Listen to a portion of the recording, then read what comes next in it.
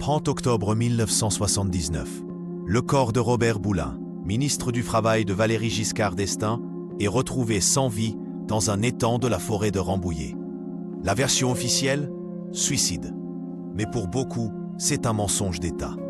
Trop d'incohérences, trop de non-dits, et surtout, trop de silence, là où il aurait fallu des réponses. Nous allons vous raconter cette histoire qui a fait trembler la République. Avant de lever le voile sur cette affaire, abonnez-vous à la chaîne pour ne rien manquer des prochaines révélations. Laissez un like pour soutenir le travail d'enquête.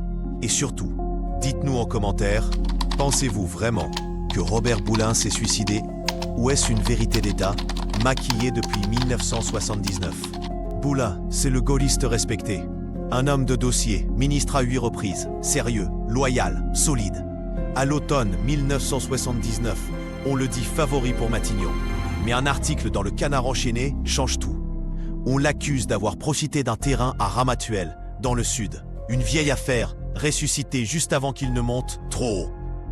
Boulin est acculé, harcelé par la presse. Mais il nie, avec calme. Il écrit une lettre de 11 pages adressée à ses proches.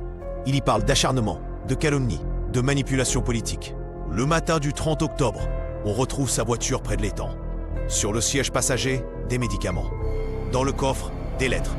Dans l'eau, son corps. La France apprend qu'un ministre vient de se suicider. Mais rapidement, les doutes s'installent. Le corps n'a aucune trace de noyade. Des ecchymoses sur le visage. Pas de boue dans les poumons. Et la montre, toujours en état de marche. Autrement dit, Robert Boulin ne se serait pas noyé. Pire encore, le corps aurait été déplacé avant l'arrivée de la police. Les services de l'État contrôlent la scène. Les autopsies sont contradictoires. Et la justice classe l'affaire en quelques mois. La famille de Boulin, elle, crie au meurtre d'État. Elle se battra pendant 40 ans. Mais les archives sont verrouillées. Certaines sont encore classées secret défense. Pourquoi? Que cachait-elle? Plusieurs témoins ont parlé d'un dossier explosif que Boulin préparait. Un dossier qu'il comptait révéler, juste avant de mourir. Des affaires de financement politique, des réseaux parallèles, des noms qui dérangent. Une chose est sûre, la République a tout fait pour faire oublier cette affaire. Mais elle est là, elle dérange, et elle revient. La République enterre un ministre.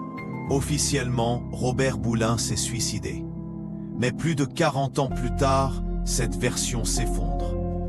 En juin 2023, un témoin clé, Elio D, fait une révélation explosive.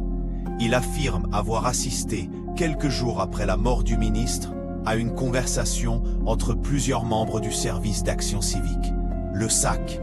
Selon lui, leur chef, Pierre de Bizet, reprochait à 2 hommes d'avoir dépassé les limites lors d'une opération d'intimidation. Leur réponse glace le sang. Boulin aurait fait un malaise après avoir été violemment secoué. Une crise cardiaque fatale. Pris de panique, ils auraient déplacé son corps, le déposant dans l'étang de la forêt de Rambouillet, pour faire croire à un suicide. Octobre 2024, un second témoignage fait surface. Le même témoin révèle le numéro d'immatriculation d'une Mercedes 280 SL gris métal à toit noir, repérée ce soir-là. La voiture appartenait à Henri Géliot, un restaurateur au passé trouble, connu pour des violences à main armée entre 1939 et 1958. Mort en 1986, Géliot ne pourra jamais répondre aux enquêteurs, mais son nom devient un maillon essentiel de cette affaire. Aujourd'hui, le voile se déchire lentement, mais une question persiste. Combien d'autres suicides cachent encore des vérités que la République n'a jamais voulu révéler?